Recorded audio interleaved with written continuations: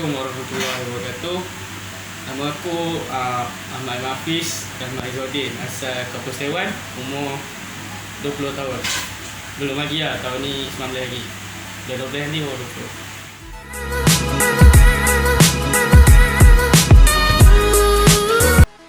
So, hari ni aku akan jawab question and answer apa.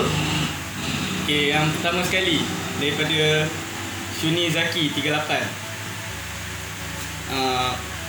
Favorite player. Okay, kalau aku favorite player aku Paulo Dybala dengan Philippe Coutinho. Sebab mereka attacker yang smart kan. Sedap lah mereka tengok cara dia gelecek, shooting apa semua. Memang smart lah bagi aku. Untuk soalan yang kedua daripada Irfan, Aiman ni asal mana? Tadi dah cakap tadi, aku asal daripada Kampus Dewan. Soalan yang ketiga daripada Azri Zamri. Dia tanya, soalannya, anda sebagai striker lebih suka bola crossing atau long through pass? Bagi aku mana-mana pun okey je, tapi asalkan aku boleh ambil lah bola tu. Kalau bola laju, kalau bola tu jauh daripada aku memang tak boleh ambil lah. Kalau CR pun tak boleh ambil juga. Soalan yang keempat pula, daripada Farhan 11232. Macam mana nak masuk tim bola ni? Senang je. Kau DM je Lumut Wanderers FC ni. Kau tanya lah kat mana tempat location training apa semua, macam mana nak pergi. Macam tu lah, masa training DM je dia. Pandai dia jawab. Daripada Syakut.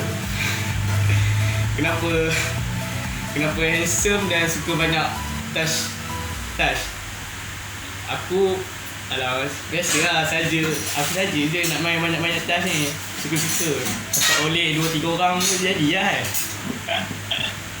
Dia Naz ni.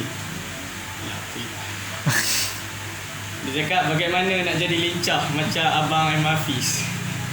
Mana yang lincah aku, sebab aku ni badan kecil kan. Nak orang nampak macam lincah tu. Lari laju kot. Macam tu lah. Aku lari pun kadang-kadang tergolek. Benda lincah. Sekian, terima kasih kepada saya dalam sesi soal question and answer. Okay, lepas ni hampa boleh lah ni follow Twitter, Facebook, Instagram dan YouTube Lumut Wanderers FC. Jangan lupa like and share. Kat YouTube pula jangan lupa subscribe, bagi ramai follower.